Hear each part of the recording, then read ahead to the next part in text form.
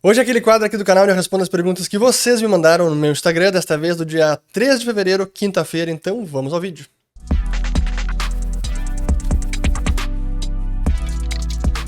Muito bem, a todos aqui que estão chegando agora aqui no canal, meu nome é Fernando Urrich, aqui a gente fala de economia, mercados e investimentos. Se vocês gostarem do conteúdo, considerem se inscrever, ativando o sininho aqui embaixo e também compartilhando esse vídeo.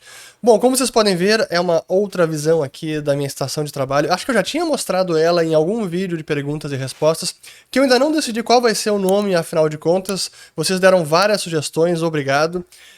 Eu acho que a que eu mais gostei foi Urrich Responde, enfim, daqui a pouco eu decido, mas não é tão importante assim. O importante é que vocês sigam mandando perguntas, e vieram inúmeras, ótimo também, e muito obrigado.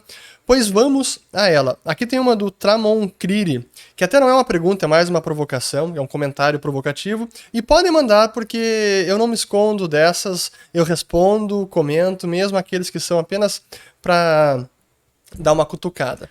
Mas vamos lá. Ele diz o seguinte: ninguém usa escola austríaca no mercado financeiro.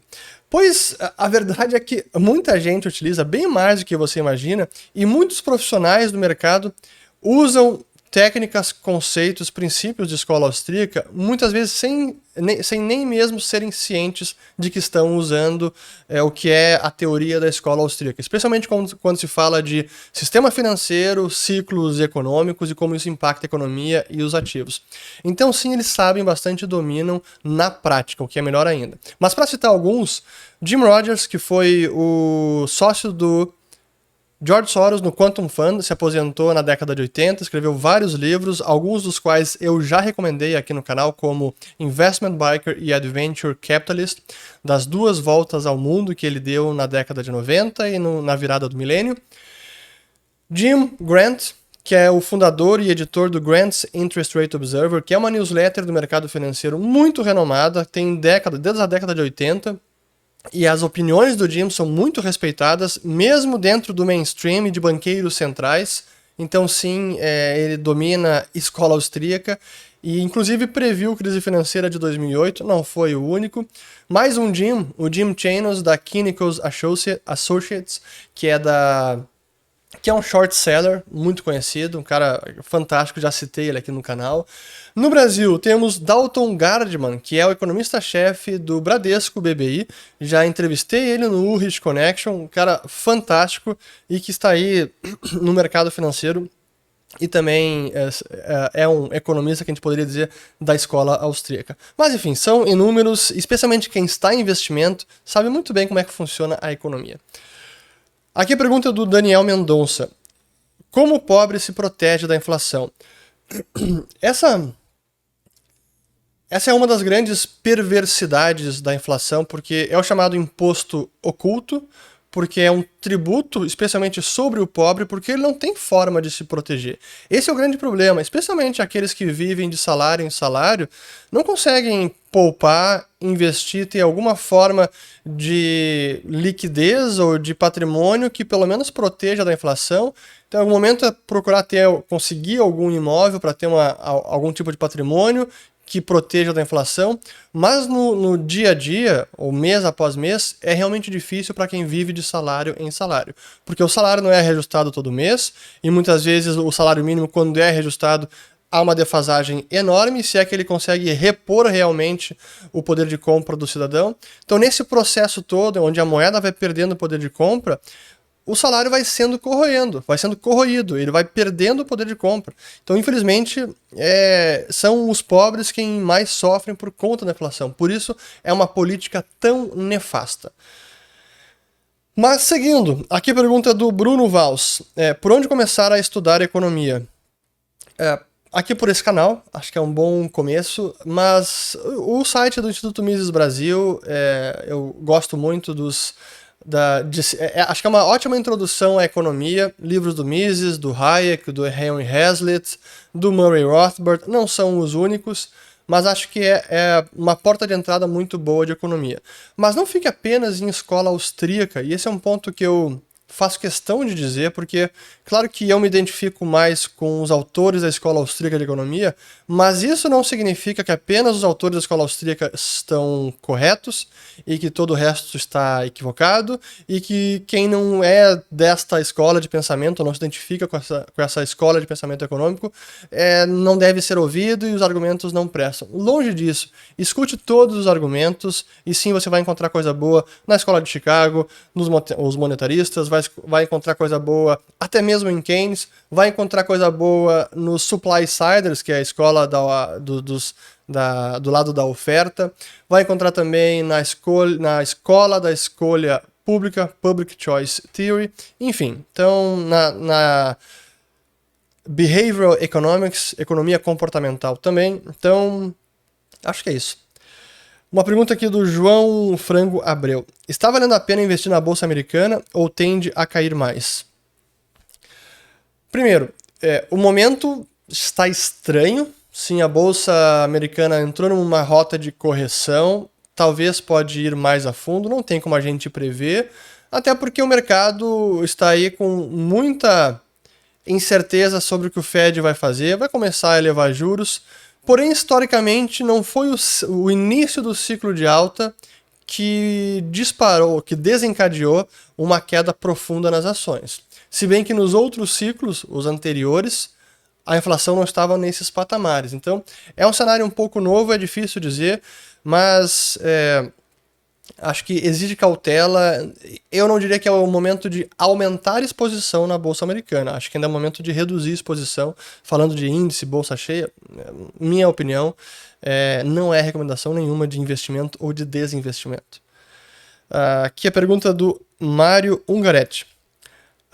Nada a ver com economia. Rafael Nadal se torna o GOAT, o greatest of all time, então o melhor de todos os tempos, após conquista do 21º título de Grand Slam. Pois então, ele é o GOAT neste momento, mas essa corrida não acabou. Foi muito bacana uma postagem que a Nike fez, mostrando o título do Nadal, e aí os três, Nadal, Federer e Djokovic, e acaba o vídeo dizendo que é vantagem do Nadal. Ou seja, para quem joga tênis, a vantagem no game não acabou. Portanto, acho que foi uma sacada bacana, porque sim, agora o Nadal está na liderança. Mas o Nadal não tem 35 anos, o Djokovic já tem um pouco menos.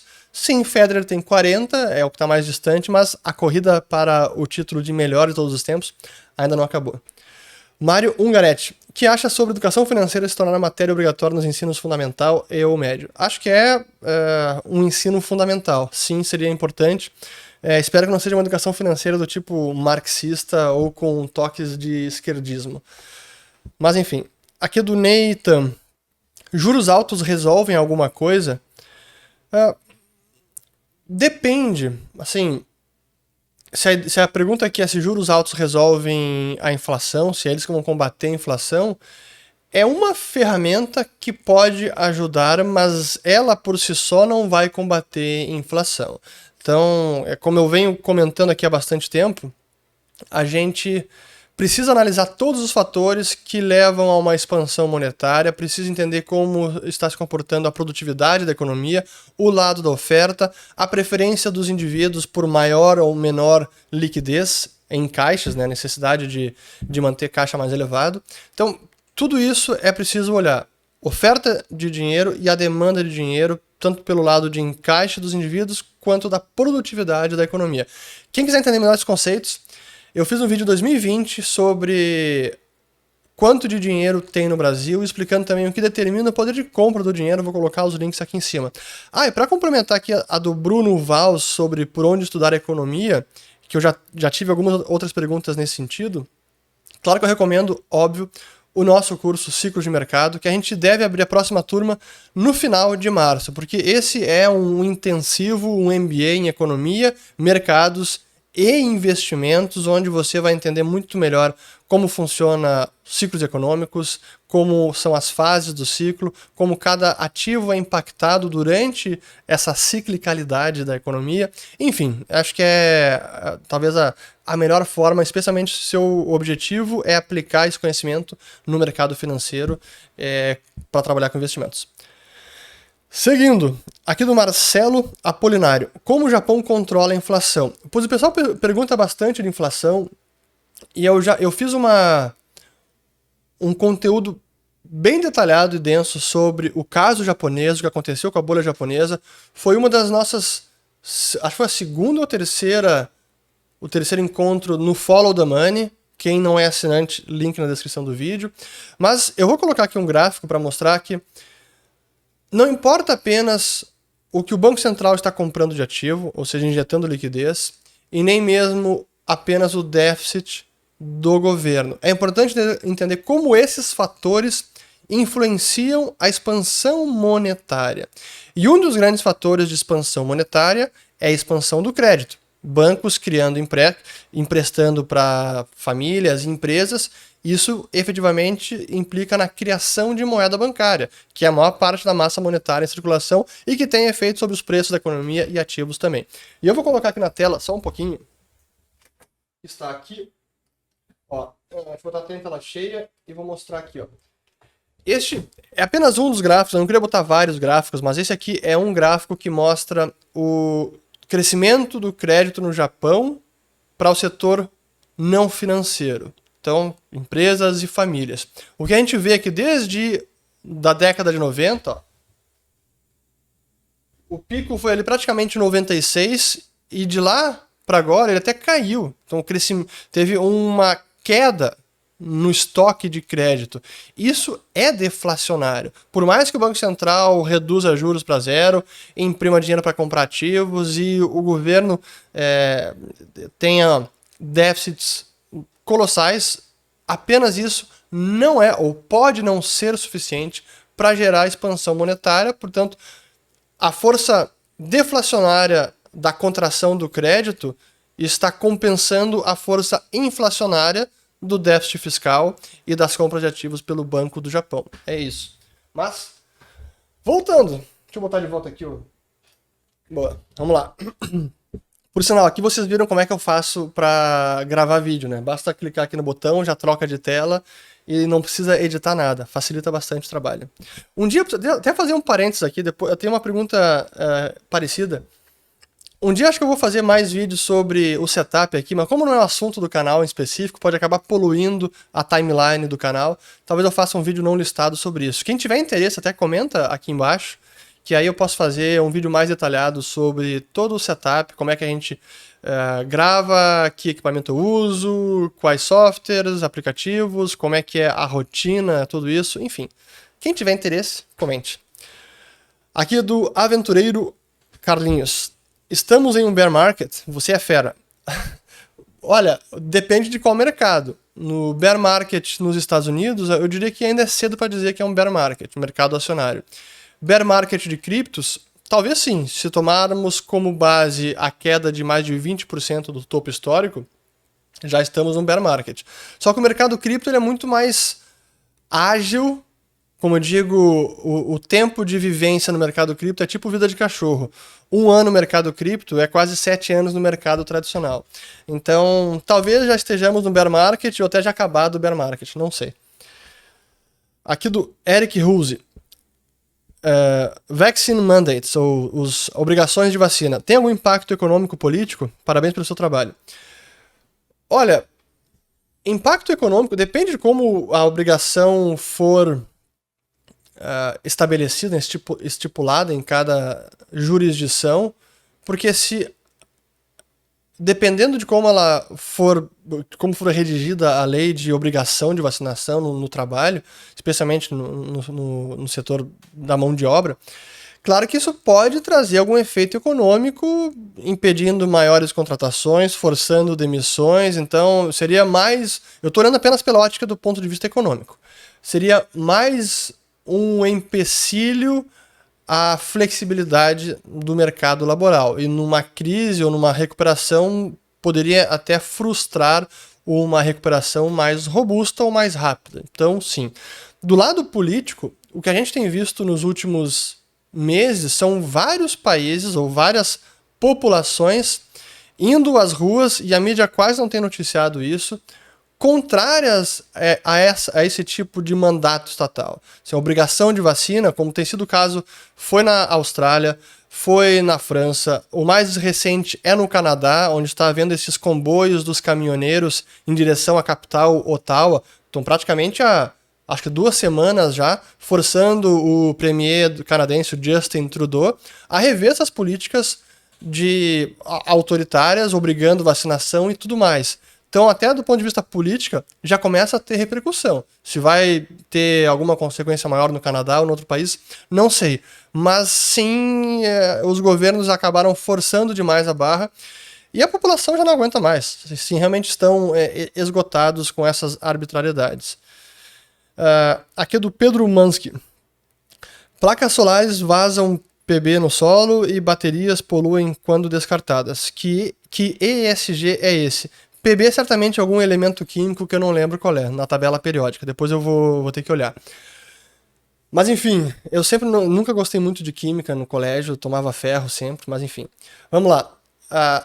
Esse debate e a questão ESG, eu tenho sido um crítico do movimento ESG, pelo menos parte dele, porque o debate ele fica muito pouco qualificado, fica um debate dogmático e não são feitas análises mais rigorosas de tudo que é envolvido para algo ser considerado ESG. Então, aqui no caso de placas solares também demandam elementos de recursos naturais, matéria-prima, para serem produzidos. Essas placas têm uma vida útil, em algum momento elas terão que ser descartadas. É uma vida útil para comparar com energia solar ou com usinas nucleares. Eu falei energia solar? Não, energia nuclear. Usinas nucleares. A vida útil é muito menor. Então elas precisam ser descartadas e ainda não temos uma solução plena para o descarte de painéis solares. Além disso, para instalar painéis solares e ter uma potência, uma geração de energia similar a uma usina nuclear, você precisa utilizar, agora até me esqueci, mas assim, são centenas de vezes o espaço, a superfície terrestre, para ter a mesma capacidade de geração elétrica que tem uma usina nuclear, ou uma usina hidrelétrica, ou uma térmica movida a carvão, etc., ou gás natural. Então, esses trade-offs precisam ser analisados no todo, e não apenas não usa carvão, não usa petróleo, então é ESG, pronto, é energia renovável porque é solar e vento. Cara, não é bem assim, então... Mas enfim... Eu vou colocar o link aqui de uma comparação, de um vídeo que eu fiz comparando energia nuclear com as demais, porque ficou bem bacana isso aí. Aqui, do Rafa Mariano. Que valor os NFTs trazem para o mundo? Quão produtivos são para a humanidade? Eu não sei. O que eu sei é que para alguns indivíduos eles são úteis e talvez sejam cada vez mais úteis e tenham alguma aplicação mais ampla que hoje a gente não consiga entender direito. Mas um terceiro fazer esse julgamento é difícil. Só quem está disposto a trocar alguma coisa, algum valor monetário, despender tempo, etc., que pode dizer se aquilo tem utilidade ou não. Para mim, muitos desses não têm a menor utilidade e eu não atribuo nenhum valor. Mas sei que tem muita gente que atribui. Então eu não posso dizer que isso não tem valor nenhum. Para mim não tem. Mas para muitas pessoas pode ter. Eu vejo que no debate esse do ESG, aliás, do NFT, muita gente se perde nesse ponto, já que eu acho que não tem nenhuma utilidade, então não tem nenhuma utilidade. Isso não é uma questão absoluta. Depende de cada indivíduo. O valor é sempre subjetivo. Eu faço questão de frisar esse ponto sempre que eu gravo um vídeo sobre esse assunto. Aqui mais uma do Matheus Pimentel. Existe alguma manipulação da cesta de bens e serviços usada como base do CPI, que é o Consumer Price Index, índice de preços ao consumidor nos Estados Unidos, similar ao nosso IPCA? Assim, se há alguma manipulação deliberada para mascarar o resultado, eu não posso afirmar isso, mas naturalmente os índices de inflação estão suscetíveis a esse tipo de ajuste, de arbitrariedade, porque são índices arbitrários e que dependem do julgamento dos estatísticos. qual peso dá para cada bem, qual bem incluir, qual não incluir, como considerar ganho de produtividade, melhora tecnológica, ganho de potência, enfim. Então tem bastante subjetividade nos critérios utilizados para construir um índice, seja ele qual for. E é que eu me lembro daquela Lady Goodhart, cunhada com base no nome de Charles Goodhart, que é um economista que já foi do Banco da Inglaterra, que dizia que quando um índice é utilizado como alvo de política pública, todo o valor que ele continha acaba se perdendo ao longo do tempo, porque ele está sujeito à manipulação. Então, a resposta sim pode, mas eu não tenho como afirmar. Vê algum valor real no Ethereum? Pergunta do Breno S. Vargas. Sim que eu vejo valor na rede do Ethereum e acho que ela está possibilitando uma série de usos e está servindo como um laboratório de testes tecnológico, rede descentralizada, mercado financeiro, fantástico. Dito isso, será que eu vejo algum valor no Ether, a moeda do Ethereum? Aí são outros 500 e eu tenho mais dificuldade até de talvez precificar o Ether, ou tentar achar algum valor justo, alguma metodologia para valorar o Ether.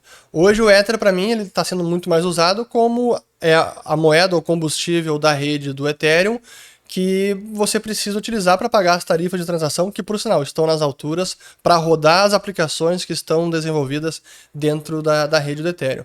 Mas então o ETH para mim, que é o ativo em si, eu tenho mais dificuldade de entender o valor dele e conseguir até chegar a um valor justo. E por isso que eu sempre faço questão de frisar também que, de um lado, temos o Bitcoin, para mim ele está sozinho e não tem concorrência no que ele se propõe a fazer.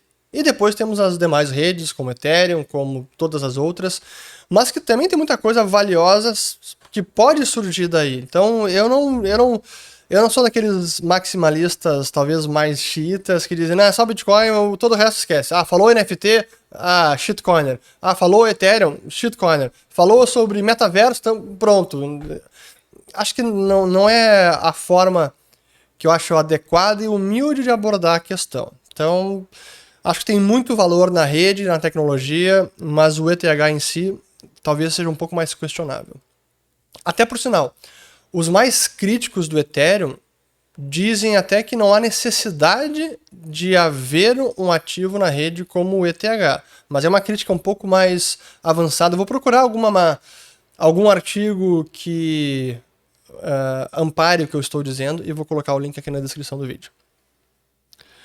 Aqui do Anderson Merice. O que é um multiplicador bancário? Pois então, multiplicador bancário é o quanto que os bancos conseguem expandir de crédito vis-à-vis o que eles têm de base monetária, de reservas bancárias. Portanto, todo o dinheiro que eles têm nos seus cofres, papel moeda e reserva bancária junto ao Banco Central, o quanto que eles conseguem criar de moeda bancária por meio da expansão de crédito.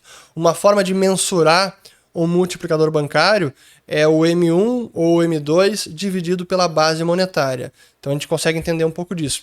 E até por essa ótica, a gente vê como nos Estados Unidos, de 2008 até agora, depois que o Banco Central começou a comprar ativos, quantitative easing 1, 2, 3 e sem fim, o afrouxamento monetário, a base monetária aumentou brutalmente. Mas o M2 não, pelo menos até 2020, depois sim. Mas até 2020 não tinha aumentado com a mesma forma ou intensidade que tinha acontecido com a base monetária.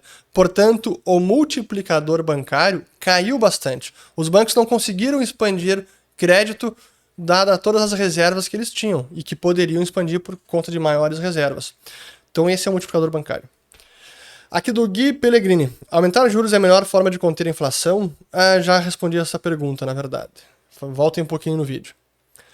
Fala um pouco sobre o funcionamento da Lightning Network do Bitcoin. Pois então, eu já fiz vídeo sobre ela, e é uma rede de pagamentos que se acopla ao protocolo do Bitcoin, ao blockchain base, né, o Base Blockchain. E a gente fez uma aula muito bacana com a Nanda Guardian, da Levante Ideias de Investimentos, para os alunos do curso do Bitcoin ao Metaverso. Ficou muito bacana. E ela também vem falando bastante sobre isso, e eu já fiz vídeo sobre a Lightning, vou colocar aqui em cima. Mas é uma das soluções que concederá ao Bitcoin a escalabilidade, né? Que vai ajudar nesse sentido.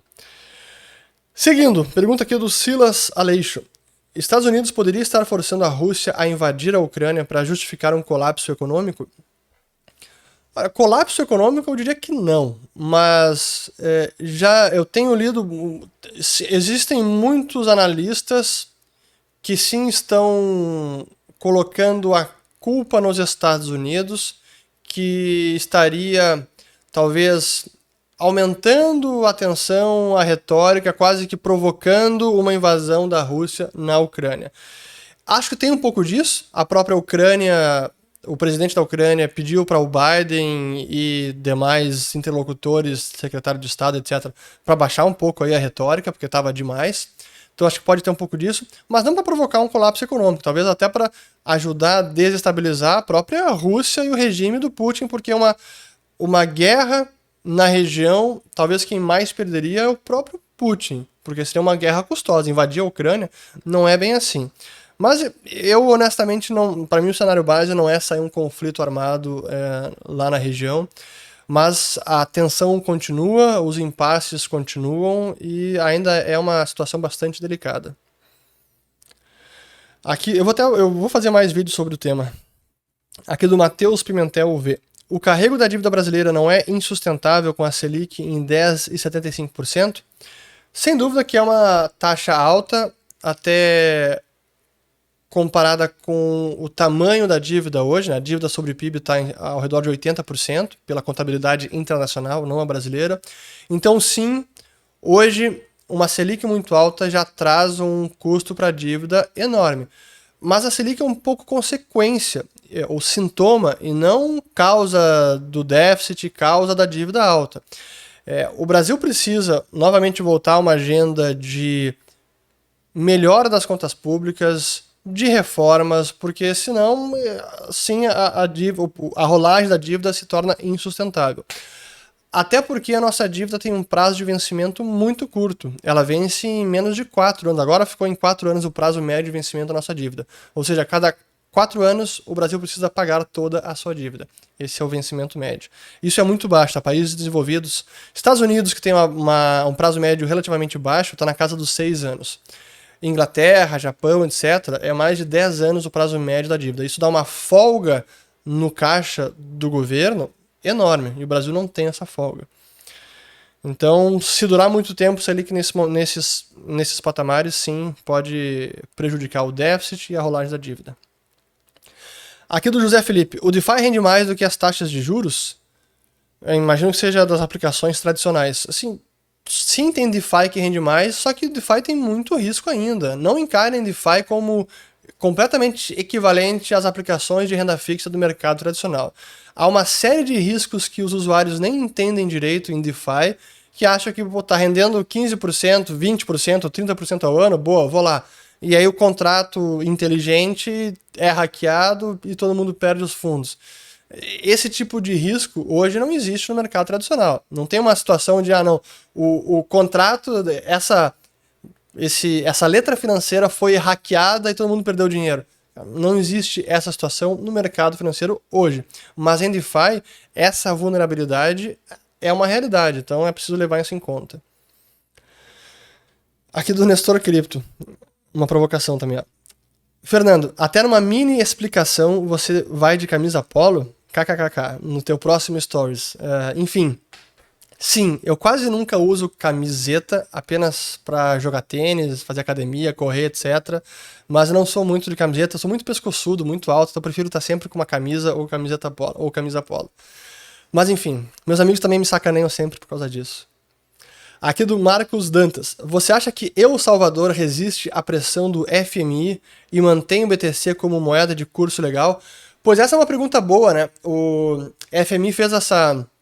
Como El Salvador tem dívida com o FMI, eles fazem encontros e que eles chamam de consultas periódicas, fazem uma avaliação do país, e fizeram uma recentemente, até fiz um vídeo sobre isso, e o FMI fez uma recomendação na divulgação dessa consulta oficial, recomendaram também que El Salvador revogasse a lei de curso legal para o Bitcoin.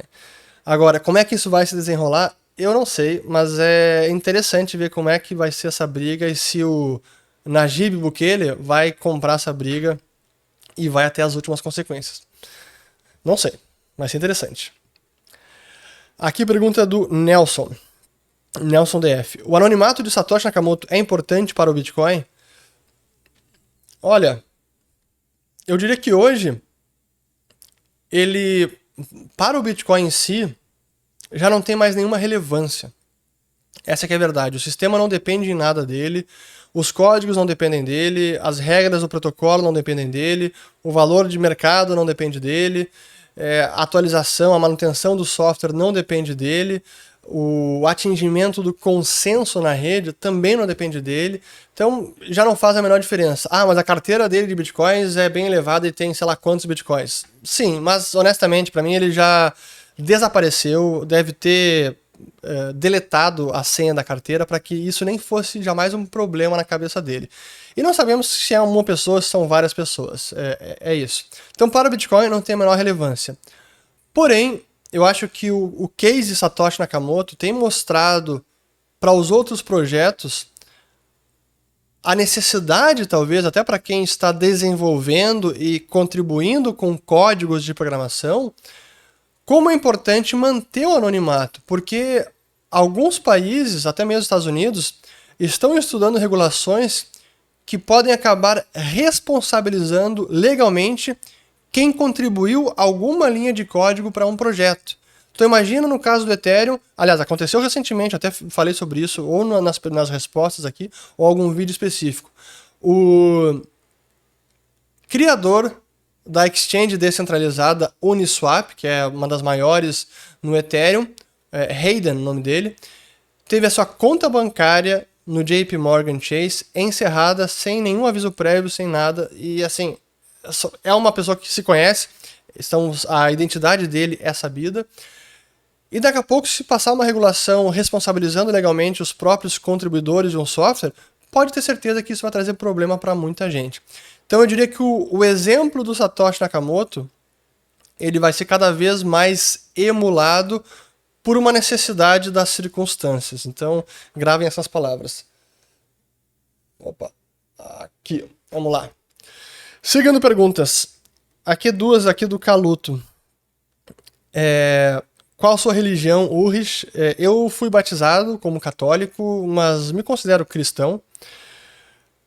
E aí ele pergunta também se eu já me converti ao Islã. Não me converti ao Islã, mas tive muita vivência com muçulmanos quando eu morei no Oriente Médio, em Dubai, e viajei a região toda lá.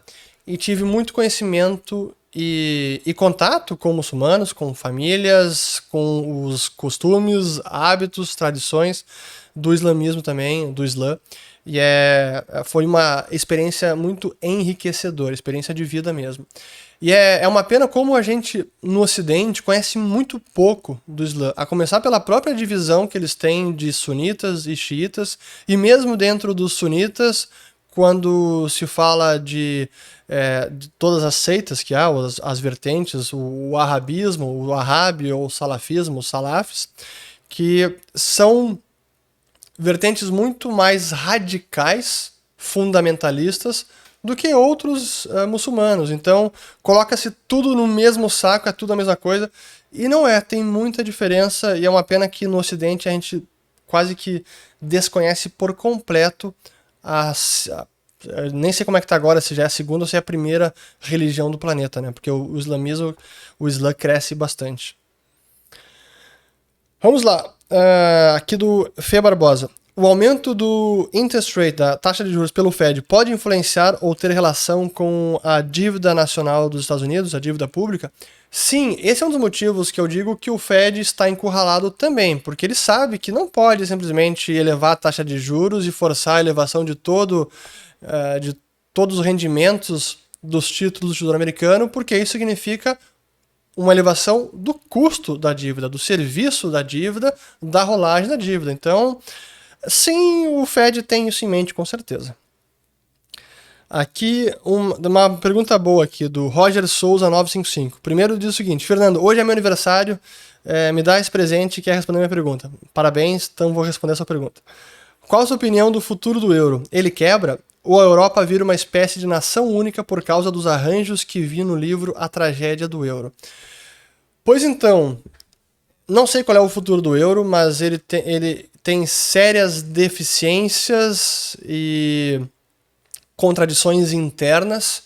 E o livro do professor Philip Bagos, meu amigo e professor, chamado A Tragédia do Euro, que tem The Tragedy of the Euro, e tem em português A Tragédia do Euro, que é um trocadilho do conceito da tragédia dos comuns, e aqui ele aplicou a tragédia do euro, que diz o seguinte: quando um bem é público, ele tende a ser abusado e acaba se esgotando rapidamente. É isso que acontece na economia com qualquer mercadoria, bem, etc. Recurso natural. E essa é a tese dele para o euro também, que acho que é bem contundente. Agora, desde que ele escreveu o livro, que foi lá no começo da década passada, muita coisa aconteceu, a União Europeia avançou no sentido de união fiscal também, mas ainda assim há uma série de fragilidades na zona do euro. Os países estão muito endividados, ou até mais endividados do que antes, e o Banco Central Europeu sabe que não pode elevar juros porque pode provocar a insolvência de alguns países. Então é também um cenário bastante complicado que o Banco Central Europeu tem pela frente. Mas quanto tempo dura o euro? Eu não sei, mas eu não apostaria tanto no futuro do euro quanto eu aposto mais no futuro do dólar. Pode dizer que o dólar vai entrar em colapso, vai deixar de ser moeda de reserva? Até pode, mas eu acho que isso está mais distante do que o euro acabar se desintegrando como moeda única, algum país sair da zona do euro. Consegue mostrar os gráficos de SP500 e Nasdaq corrigidos pela inflação ou base monetária americana? Agora não, que vai me demorar um pouco de tempo, mas é importante fazer essa análise comparando sim com a inflação, para ver como os índices se comportaram corrigido pela inflação. Mas eu não compararia com a base monetária. Eu vejo muita gente fazendo isso, alguns analistas, especialmente aqueles que são mais gold bugs, adeptos do ouro ou do Bitcoin, comparando a criação de dinheiro pela base monetária e dividindo aí por algum recurso, por alguma commodity, para tentar chegar ao preço de algum bem ou até mesmo do SP500. E por que eu não acho que é uma análise correta?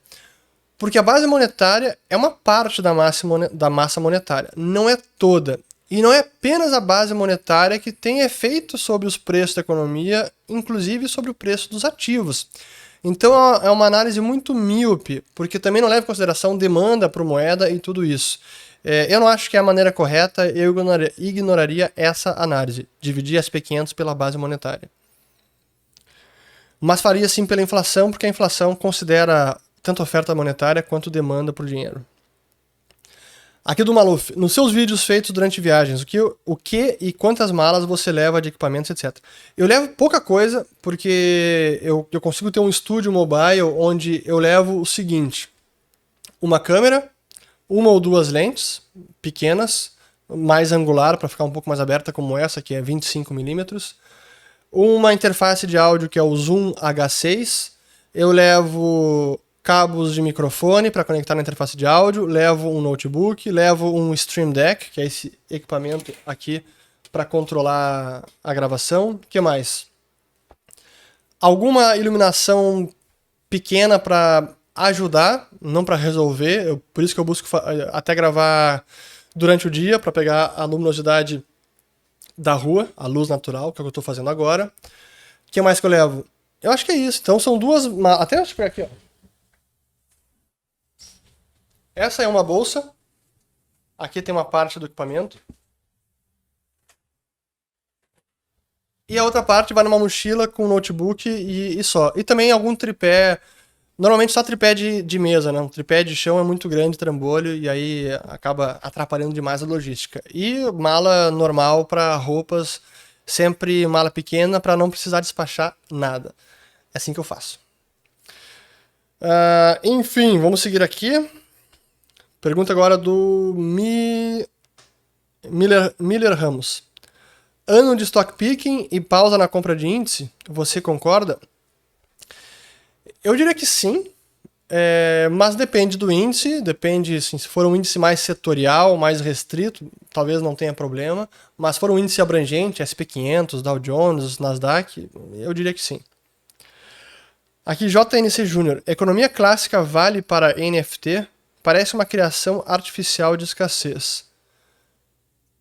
Não é uma criação artificial de escassez, é uma criação autêntica de escassez. Um NFT realmente criado dentro de blockchain nativo à rede é um item escasso que não pode ser replicado, então é uma escassez autêntica, embora digital. Não é artificial, não. Não pode ser burlada. É criada, mas não é artificial. Aqui do Rodrigo, comprando USDC, que é a stablecoin da Circle e da Coinbase. É uma boa forma de ir acumulando dólares? Eu diria que isso é uma forma talvez mais fácil, mas tenha em mente que dependendo da quantidade que você comprar dessa stablecoin, pela nossa legislação, stablecoin é cripto. Então se você troca Bitcoin por USDC e isso supera 35 mil reais por mês, essa operação, e houve lucro, isso significa incidência de ganho de capital. Então, conversem com seus contadores e tributaristas para não ter nenhum problema. Aqui, pergunta do Marquinhos Marcão. É a segunda pergunta que eu respondo dele já. Cenário: Lula ganha e mexe na Petrobras. Qual seria o impacto real para a Bolsa de maneira geral? Eu acho que seria uma péssima mensagem de que a nova administração Lula vai interferir na economia, vai interferir nas estatais, vai ser muito mais intervencionista, ou vai seguir as suas raízes intervencionistas, de fato. Eu esperaria uma queda forte nas ações em geral e elevação de risco Brasil, taxa de juros, taxa de câmbio e tudo isso. Aqui do Fernando Xavier. Energia hidráulica é limpa? O importante de entender a energia por hidrelétrica é o impacto ambiental que ela tem na região onde ela está inserida. Uma usina hidrelétrica é uma obra mastodôntica, é uma intervenção no meio ambiente enorme. Nesse sentido, não é muito limpa, mas ela não gera resíduos como gera outro, carvão, etc. Então, tem que olhar, de novo, olhar o todo, não apenas, gera resíduo, gera emissão de carbono, não, então é limpa. Não é bem assim. Prejudica o meio ambiente também. É uma forte intervenção na área onde ela está inserida. Então, como sempre, tudo são trade-offs. Aqui pergunta da Edkleia Grekzoski. ESG é a nova fase do capitalismo? Como explicar que capitalismo não é só exploração de recursos naturais? Na verdade, capitalismo é um termo ruim. Eu prefiro voluntarismo, porque a economia... Capitalismo é o termo de Marx. E economia, na verdade, são as trocas voluntárias, é o mercado, e não é apenas exploração de recursos naturais. E o ESG, por isso que eu digo, uma das críticas que eu tenho é que eu vejo que muitos defensores de ESG têm uma visão quase que socialista da economia de mercado, esquerdista, de que os empresários, os trabalhadores, as empresas estão explorando os trabalhadores e o meio ambiente também, exaurindo recursos naturais. E nada mais longe da verdade. Assim, a economia de mercado tem todos os incentivos para conservar os recursos naturais, para economizar. E isso se dá pelo sistema de preços livres e sistema de lucros e prejuízos. Mas é difícil colocar isso na cabeça de socialista. Aqui do André. Como aprendo sobre os códigos do TradingView? Como encontrar tantos gráficos nele? Manual? Pois então, você pode buscar direto ali no TradingView, mas também é bacana porque ele tem conexão com várias outras bases de dados por meio de um código chamado Quandl. Q-U-A-N-D-L, 2 pontos, e aí a base de dados que você está buscando e o código dela. E se você colocar em quandl.com no site, você pode buscar quais as bases de dados que são gratuitas, e tudo que for gratuito é possível puxar no TradingView. Vou dar um exemplo aqui, ó. Vamos lá.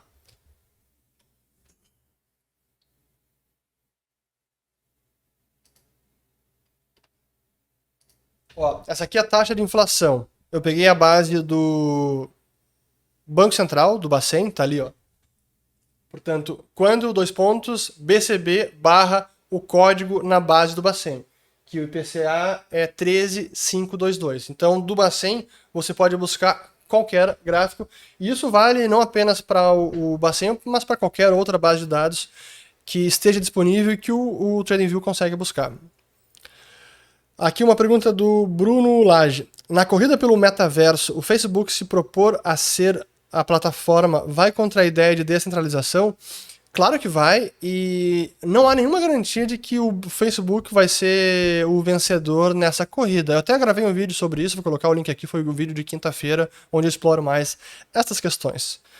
Aí mais 5 perguntas, aliás. Aqui a do Gabri SBG. Energia vulcânica para minerar BTC, rentável ou não? Me refiro a El Salvador.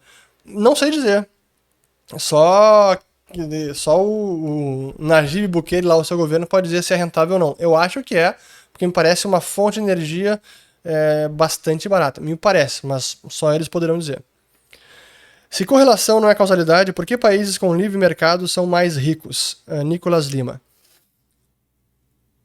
É por isso que é importante entender as relações de causa e efeito e dominar a teoria econômica. E é nesse sentido que eu também me identifico mais com a escola austríaca de economia, porque a explicação, seguindo os axiomas da escola austríaca, a ação humana e o raciocínio lógico-dedutivo, para mim é que chega às melhores conclusões ou às melhores teorias que explicam de verdade como funcionam as relações de causa e efeito. Portanto, se a gente entende que correlação não é causalidade, isso é importante quando a gente analisa crescimento dos países, criação de riqueza e nível de tributação, porque a gente poderia traçar uma correlação, os países foram aumentando os impostos, aumentando a carga tributária, ou o pagamento de impostos em relação à economia, e mesmo assim a economia segue crescendo. Portanto, são os impostos os causadores pelo crescimento econômico? Não, a economia cresce apesar do imposto, e não por causa do imposto. Por isso é importante dominar a boa teoria econômica. Aqui do Leandro Silva, acho que são duas. Acredita no futuro do Proof of Stake, tendo em vista o recente hack na Solana, o recente hack sofrido pela rede Solana? Pois é, foi um grande hack, né? Até tem que fazer um vídeo sobre isso. Acho que foi 300 milhões de dólares que foram perdidos. Acho que tem muita coisa para ser testada ainda quando se fala de Proof of Stake. Não é um sistema que a gente pode dizer que está pronto, uma forma de consenso, ou seja, de manter a segurança dessas redes descentralizadas, não está provada no tempo, e nem mesmo provada no tempo e numa rede que ganhou uma adoção massificada, como é o caso da rede do Bitcoin, ou talvez até mesmo do Ethereum. Então, não é tão simples essa questão. E aí, seguindo aqui mais uma do Leandro, acha que existe algum outro criptoativo além do Bitcoin que realmente seja descentralizado? Até me enrolei aqui, ó. Descentralizado. Para mim, nenhum tem o nível de descentralização que tem o Bitcoin. Nesse sentido, para mim, ele continua sendo irreplicável. E aqui a última, do Fernando Rupur, viu? Não comecei por ele agora, vou terminar com ele. Ele pergunta o seguinte: bro, uma crise no momento atual atrasaria o desenvolvimento do metaverso? Eu acho que não, acho que isso segue em paralelo, é uma inovação tecnológica, tem tanto capital sendo investido para desenvolver esse ambiente virtual que eu não acho não que isso impediria ou postergaria o desenvolvimento dessa tecnologia. Acho que não. Enfim, fico por aqui. Espero que tenham gostado de mais um vídeo de perguntas e respostas. E eu acho que é isso, né? Não sei se eu... sim, eu tenho que botar um link aqui colocar um link da... Qual era a explicação? Agora eu me esqueci. Sim, por que o Ether não é necessário na rede do Ethereum? Eu vou buscar esse artigo e eu coloco aqui. Obrigado e até o próximo vídeo.